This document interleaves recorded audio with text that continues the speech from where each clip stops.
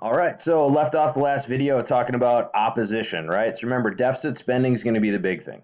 We're spending all this money that we really don't have. We're basically just like charging all of these programs. I mean, because remember, the federal government basically is becoming the employer of tons and tons of people across the economy, right? Now, from FDR's perspective, the only way we can bring ourselves out of the Great Depression is if, remember, in this consumer based economy, you have to get people consuming again. Well, how do you get people consuming again if they don't have any money? Well, you have to give them jobs and pay them, right? So that's the main idea behind a lot of these New Deal programs, right? Now, the thing is, if you read the Constitution, it doesn't really say a whole lot specifically about how the federal government can actually go about providing jobs and creating these programs. So there's going to be another big thing of opposition, right? The Supreme Court, remember, there's 9 members of the Supreme Court. They're going to strike down the National Industrial Recovery Act. They're going to strike down the Agricultural Adjustment Act, and they're going to say they're unconstitutional because the federal government has no authority to do those things. And so FDR basically says, well, you know what? If the Supreme Court's not going to do what I want, well, what I'm going to do is I'm going to appoint more Supreme Court justices. All right. It doesn't say specifically in the Constitution how many Supreme Court justices there should be. In the George Washington administration, for example, there were 3. And so FDR is like, well, fine, I can't get a majority in the Supreme Court. I'm going to appoint 7 new Supreme Court justices. All right, this was called the court packing bill. Congress freaks out. A lot of people in the public freak out, and they're like, "Yeah, we get what you're trying to do, and that's a little shady and crooked." So FDR is going to get rebuffed. So he's going to back away from packing the courts, but ultimately he's going to get his wish anyway because in 1937 a bunch of Supreme Court justices are going to retire anyways. So he's going to be able to appoint 7 more Supreme Court justices. And remember, we've talked about this before, right? That's the way that a president can make a long-lasting impact on the government is way after you're done being president. If you get to appoint Supreme Court justices, they might be serving for 30 years after you're gone. And so ultimately, FDR is going to get his wish. It just doesn't happen on the same timeline that he anticipated. All right. So we look at this deficit spending, right? So this number here, we're looking at the percentage of federal spending, or the number of federal spending as a percentage of the GDP. Remember, that's the total value of all goods and services produced in the economy, right? And so GDP, this deficit spending is going to skyrocket. And again, people just weren't comfortable with it, but this is going to become the norm. Republicans like to say, deficit spending's bad. They still love to do it. Democrats will say, deficit spending's not that great, but we have to do it in bad times, but they'll do it in good times too. So both parties have pretty much adopted deficit spending as far as how things go now. All right. Now, some major opponents here. The American Liberty League, these guys are going to be conservatives. They're going to say that the New Deal is basically socialism, providing people with assistance in times of need, providing that social safety net or welfare, as we like to call it nowadays. That's socialism. It's violating the Constitution, violates personal rights, property rights. It's just something we shouldn't do. All right. On the left side, more liberals, you're going to have this guy like Father Charles Coughlin. He's going to say we should provide a guaranteed income for people. We should nationalize the banks to prevent them from going bankrupt. Guaranteed income. If you've been paying attention, or if you were paying attention to the Democratic side of the presidential election, remember Andrew Yang? He was talking about this universal basic income. That's what Father Charles Coughlin was talking about way back in the 1930s, right? So again, there's nothing new in American history. Okay, this guy right here, Dr. Francis Townsend, he's going to say, well, what do we do about the old people, right? If you can't work anymore, you don't have a paycheck, you starve to death. And the Great Depression is going to get even worse. So Francis Townsend is going to say we need to have a pension plan so that the elderly, people who are no longer working, they get money, right? Ultimately, that is going to be adopted by FDR, and it's going to be called Social Security. More on that later. And then finally, we've got this guy, Huey Long. There's a video about Huey Long in the video, Chapter 23 video slideshow that I have. And Huey Long is going to come up with this social program called Share the Wealth. Because what he's going to point out in the speech, you can watch. It's pretty interesting. The guy seems like he's on something. That's just how he talked. But anyway, he's going to say there's 4% of the American population owns 85% of the total wealth in the economy, all right, or the entire country. And he's going to say it's just not fair, right? Yeah, it's great if you're rich, but why are people poor, right? Why can't we ensure that everybody, as Huey Long said, we should make sure that there's a chicken in every pot, right? No one should starve to death. No one should be poor. Everybody should have at least a little bit in order to get by. And that's what this Share the Wealth program is going to be about. All right. So, question 4, what were some of the specific criticisms that liberals and conservatives had of the New Deal? Again, in your response, make sure you're talking about liberal criticism and conservative criticism. Include both of those. Moving on. So, FDR by 1935, things are going good, but not as good as he expected. This is, again, the Depression was terrible. So FDR is going to launch the second phase, which is going to provide more relief for farmers, especially and workers. And it's going to be called, very creatively, the Second New Deal.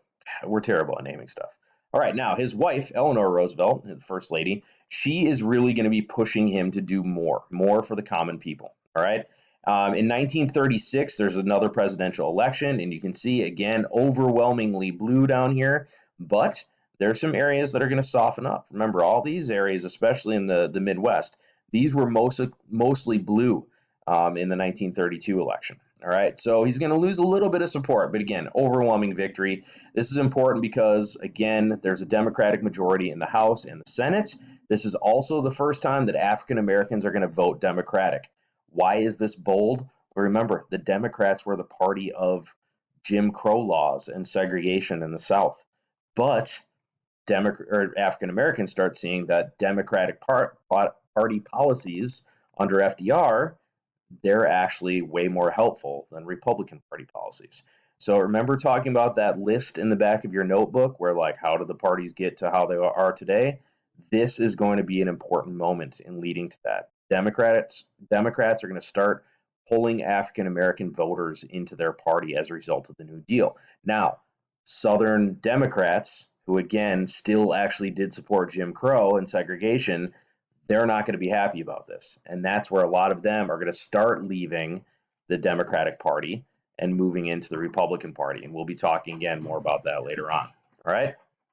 Now, labor unions also, they're going to start supporting the Democratic Party. And that's another big thing that still is going to be true basically today. So as far as farmers, what do we do? Well, the government's going to create the Soil Conservation and Domestic Allotment Act. It's going to basically encourage farmers to practice soil conservation. Remember the Dust Bowl, right? They're also going to pass another Agricultural Adjustment Act. Remember, the first one got struck down. This new one, it's going to remove the unconstitutional part, and that's going to survive. Okay. The Resettlement Administration gives small farmers loans to get more land. Farm Security Administration also provides loans to tenant farmers, and it's also going to hire photographers to take pictures like this to document what's going on in rural America. And a lot of these, because again, remember the Civil War, talk about Matthew Brady and muckrakers, right? People didn't know what's going on unless they can see it. And that's part of what the Farm Security Administration is going to do. Okay. In more urban areas and even like smaller rural areas, you're going to have the Works Progress Administration. This is going to be a gigantic jobs program. Okay. They are going to build WPA workers. So again, they're going to hire all these unemployed construction workers. Basically, people need jobs, right? So they're going to build airports, roads, public buildings. This gym, this is in West Concord, just down the road. This is a gym built by the WPA. This small gym in Mazeppa, some of you might have played basketball there or volleyball maybe. These are going to be built by the WPA. It's going to hire unemployed workers and say, hey, you can throw a shovel, you can help set block. You're going to build these buildings that are going to benefit the community. Again, it's going to provide jobs. The federal government is paying you. You got money in your pocket. What do you do with it? You spend it. It stimulates economic growth. They're also going to create the National Youth Administration, again, providing jobs for young people because young people need work too. Okay.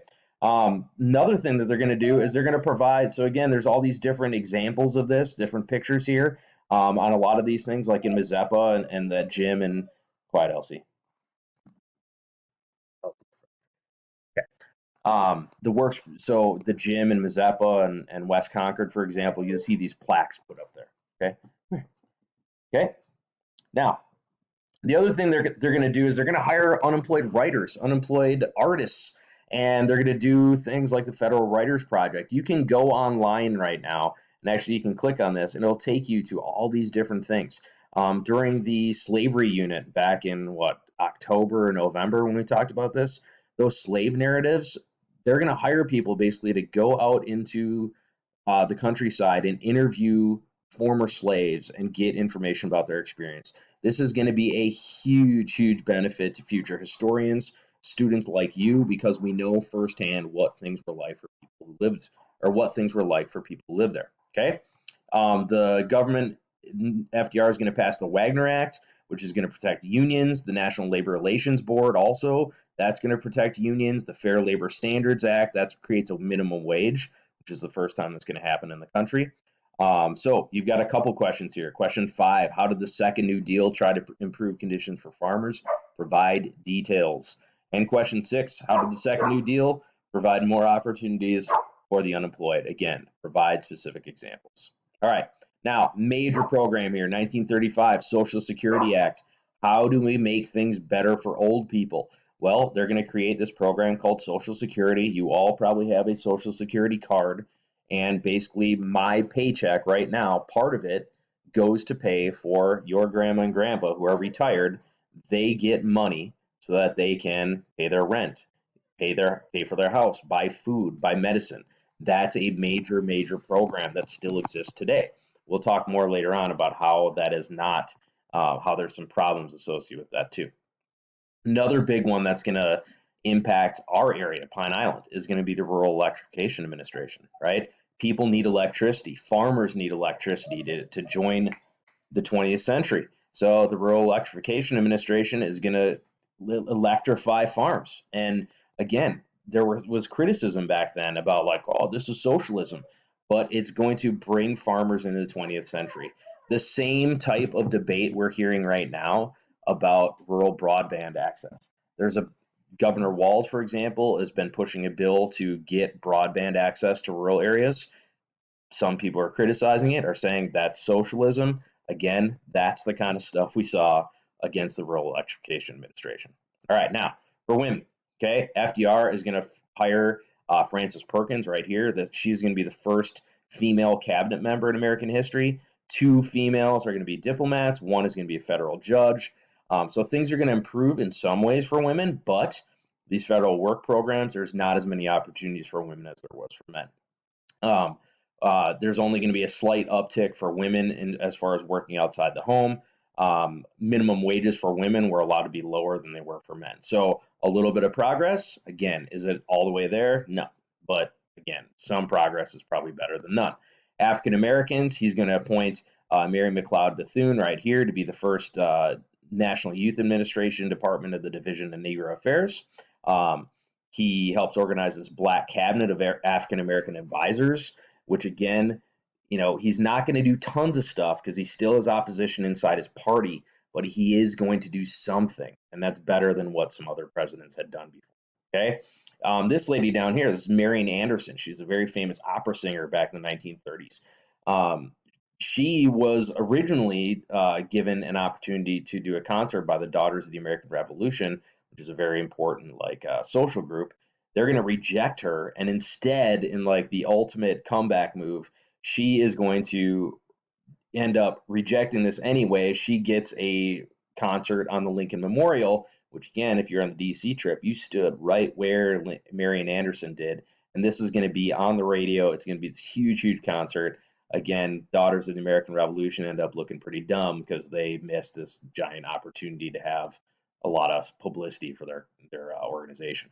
Okay, now, so again, FDR, he can't push too hard for civil rights for African Americans because of those white Southern Democratic voters. All right, he doesn't approve an anti-lynching law. He does not end the poll tax. Basically, is like, this is what I can do.